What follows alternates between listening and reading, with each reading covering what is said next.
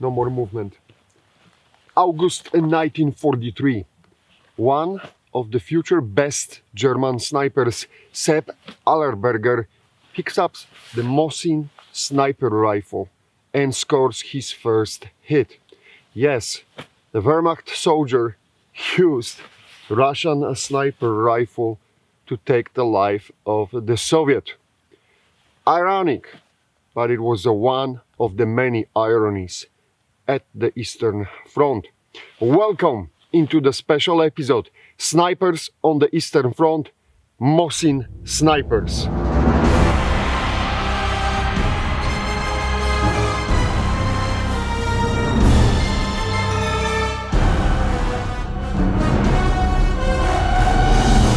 Russian sniper program really started taking off in the early 30s. So how do you get thousands and thousands of sniper rifles into the hands of the Red Army soldiers? Simple. You select them. Wait a second, what? You select them. There was no manufacturing procedures set for the sniper rifles at the beginning of the whole idea.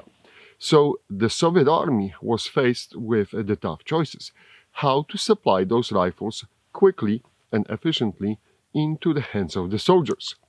Specific procedure was developed and set for the selection of the sniper rifles. The rules were as follows. It was a two-step procedure. Rifle had to group 4 shots within 3 centimeter circle, which is roughly 1 inch from 71 meters, roughly 77 yards. If a rifle met requirements from step 1, then it was tested for 20 shots, and the best half of those shots had to land within 3 centimeter circle. All done with iron sights.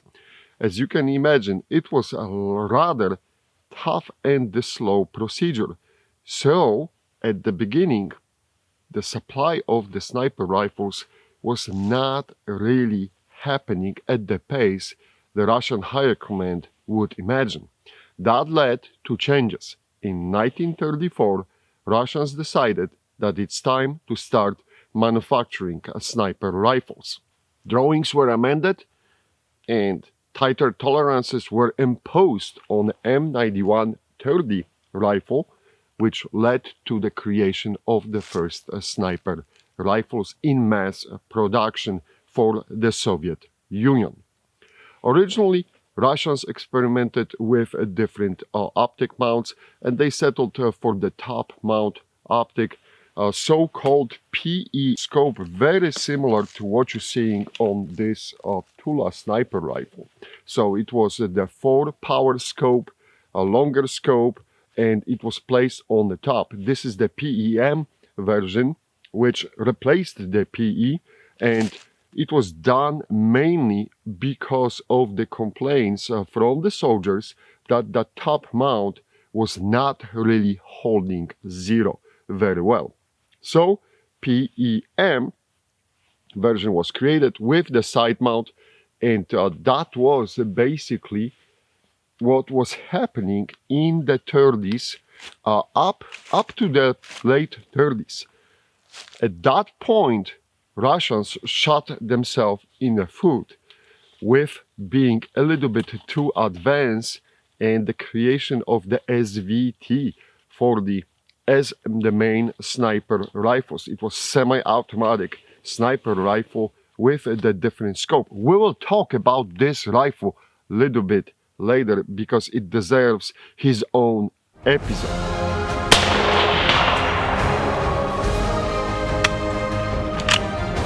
June 22nd, 1941, Operation Barbarossa begins. Hitler invades the Soviet Union. Speed of the blitzkrieg is absolutely jaw-dropping. The British intelligence informs the Prime Minister that the Russia will probably fall within 10 days. US intelligence informs the President that if Russians will manage to hold up for 30 days, it will be a success, but eventually they will fall. Some of the Germans front generals are riding back to home in their letters that the war will be over in a few weeks. We know that that's not the truth. But at the beginning, it was a stunning surprise for the Soviet forces, mainly for the Stalin, who was not seeing this coming so soon. Russians knew that the Germans eventually will attack, but they were doing everything to prevent this from happening so soon. Now, the problem is the advancement of the German forces basically pulverized the supply chains and the stocks of the rifles available. Situation has become dire. The loss of the soldiers and the equipment was absolutely stunning. One of the reports from October 1941 shows that 3 armies of the Northeastern Front had only 89 sniper rifles available, and they should have 3,330 per doctrine. You can imagine what was happening. Soviets were facing the invasion of the German forces with only one sniper rifle in production. It was SVT-40. 2 issues with that rifle. First, rifle is very complex and hard to manufacture. And the second problem, most important one, performance of the rifle from the front lines was less than satisfactory. Soviets quickly made the amendments. PEM rifle is brought out of the retirement.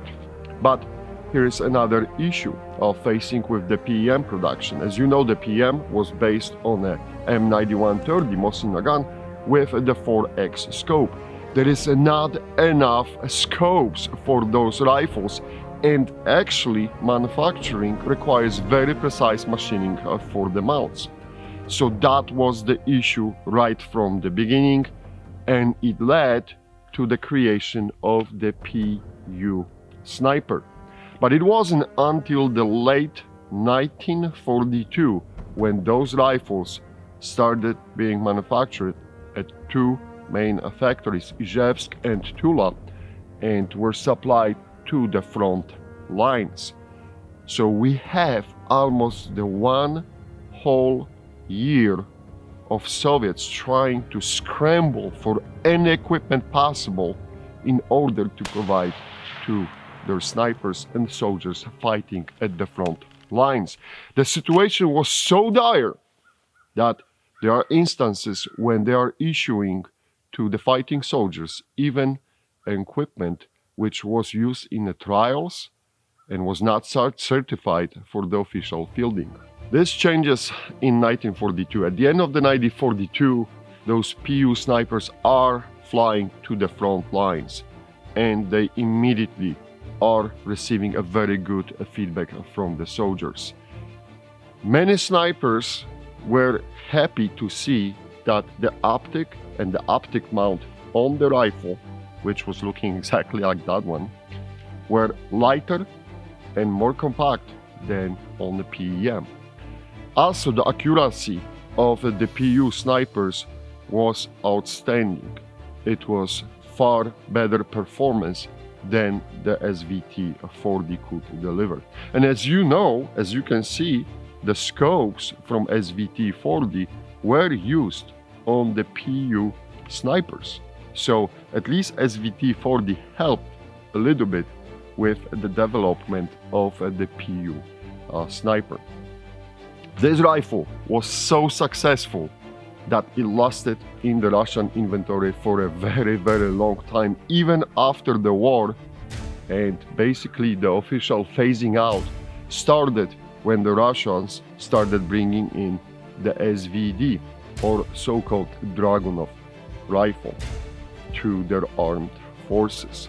Now, going back to the war on the Eastern Front, we are facing something which humans never seen before. The scale of the conflict, the conditions which the war was fought in, and the equipment was facing anything from the brutally hot summers to the extremely wet autumns, Rasputica was something what the Germans have never seen before. And then, of course, came in winter, extremely cold temperatures. Even bolt-action rifles were failing, and we know that from the reports from the German soldiers pushing back to the command. So what happened next was absolutely astonishing. The Soviets finally managed to slow down the German advance. They prevailed. The initial reports from the British and US intelligence were not necessarily correct. The optimism from the German forces faded away. And we know from the German reports that they started noticing when the front line stabilized that they are losing a lot of NCOs, machine gunners, and the front line officers. It was mainly a job of the Russian snipers who started putting a pressure on the German ranks and started pulverizing the German front lines. At that point, the German Wehrmacht is waking up. They are realizing that the only way to counterbalance this is to reboot and increase their own sniper ranks. And we'll cover this in the next episodes. But at this moment, the snipers from the Soviet Union definitely have an upper hand, and they are pushing the Germans to their limits. Also, there's one very important factor. Soviets were not shy to employ to the combat female snipers. Not just the snipers, but generally females started serving in the major combat roles across the front lines.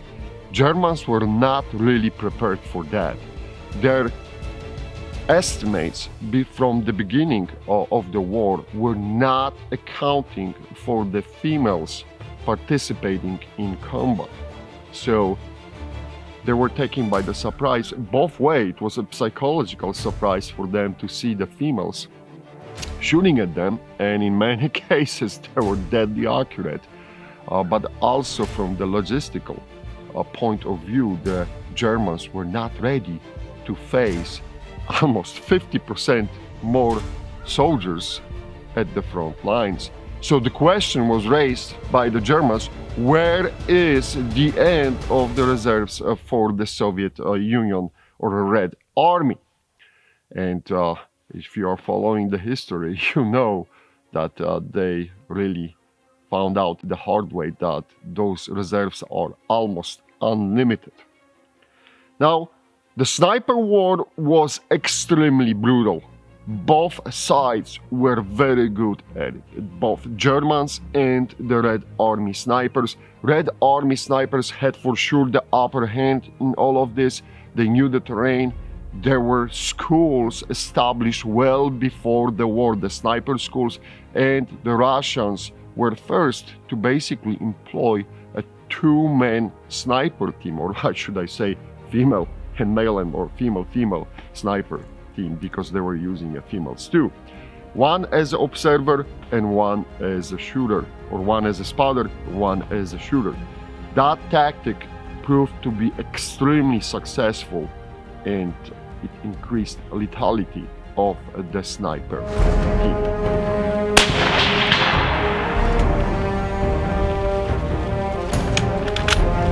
So how good was that Soviet equipment, PE, PEM, and the PU sniper rifles based on that M91 30 Mosin rifle?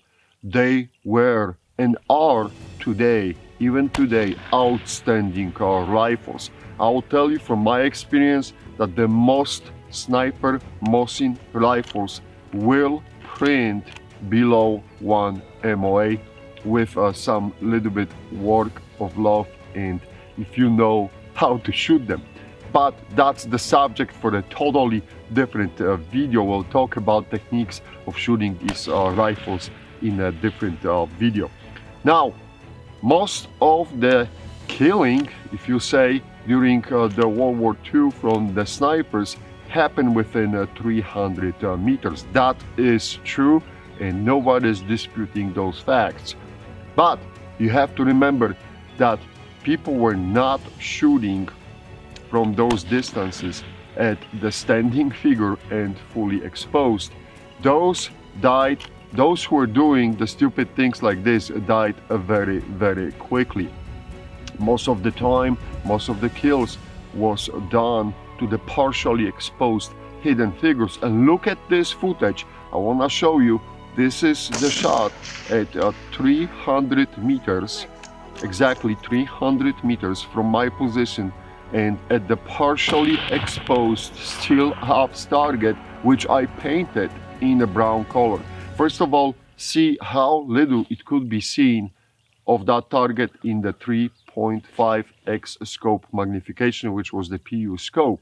And you can quickly understand that the precision required for the hit was absolutely tremendous.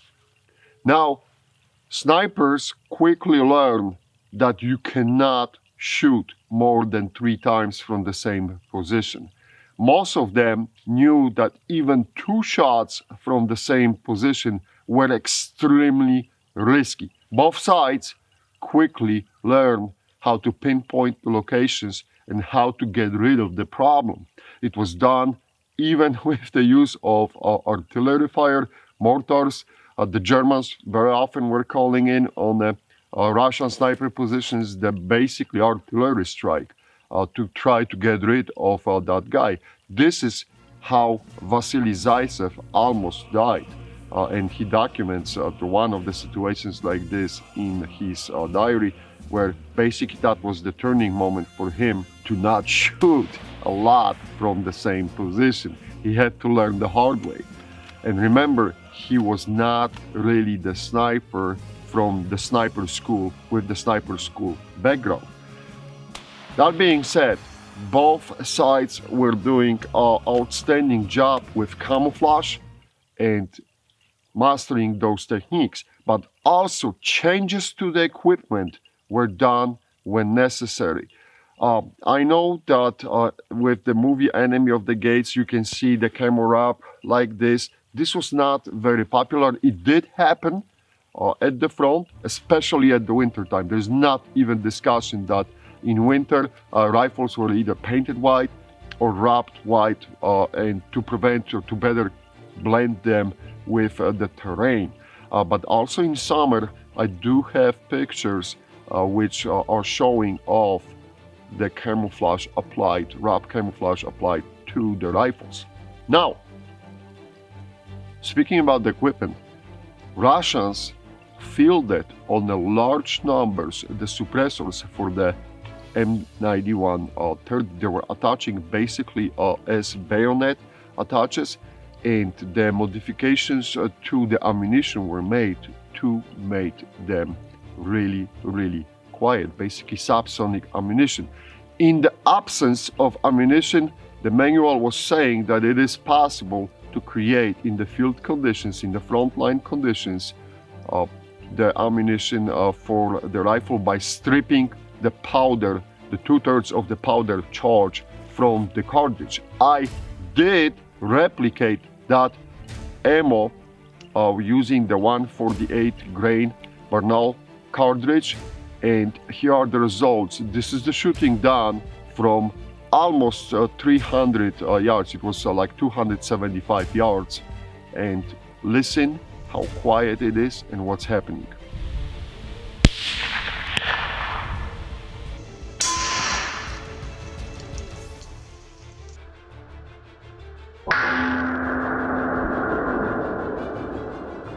So as you can see, camera from the perspective of the target cannot even pick up the slightest sign of the shot. You wouldn't know, it's just the hit on the target. Now, let's roll the footage and let's see if we can pick up the shot by using a regular ammo from the same distance.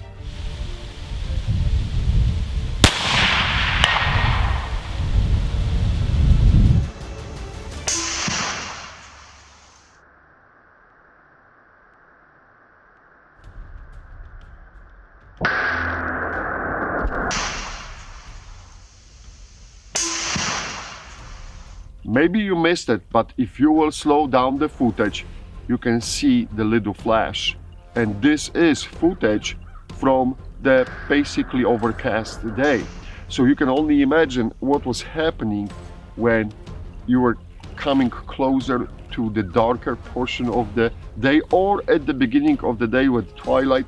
You could see the targets, but it was very risky to shoot because that flash, muzzle flash, was extremely visible, and of course that could lead to the identification of the sniper position. So you can follow the logic of the Soviets, why they developed the Vermit suppressors and why that happened.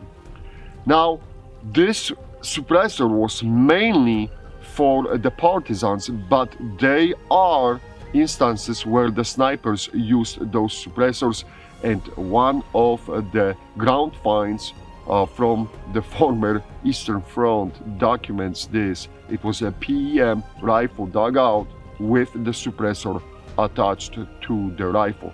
That was jaw-dropping. We're talking about the 1940s, guys, and we're talking about the mass production of the suppressors for the snipers and the saboteurs or partisans to use in war operations. Germans had their own suppressors too, but it wasn't done on such a large scale as the Soviets did. So we did cover the accuracy of the rifle, we did cover the use of the suppressors. There is one more thing I want to talk about. For many years, we believed that the sniper rifles, Mosin Sniper Rifles, were not issued with the bayonet. Recent discoveries in documents which Alex dig out suggest that the sniper rifles were shipped with the bayonets. We know from the frontline pictures that the bayonets sometimes were attached to the sniper rifles, even when the manual says that the sighting of the scope on the sniper rifle should be done without the bayonet attached. So they were basically, in my eyes, used as some sort of the last resort for the very close hand combat, close quarter combat, or in the moment when the short jumps were done. By jumps, I mean advances were done at the front line, and the distances to shoot shrinked to really within 100 yards. Why I'm saying this? Because I did test the rifle with the bayonet attached. So that was from the 100 yards distance. So you can only imagine what happens at 200, 300, and so on. So it would not be really feasible to use the sniper rifle with a bayonet because of that dramatic point of impact change, because of that extra weight attached to the rifle. But they were used. We know today that those sniper rifles and the snipers were using them sometimes with bayonets.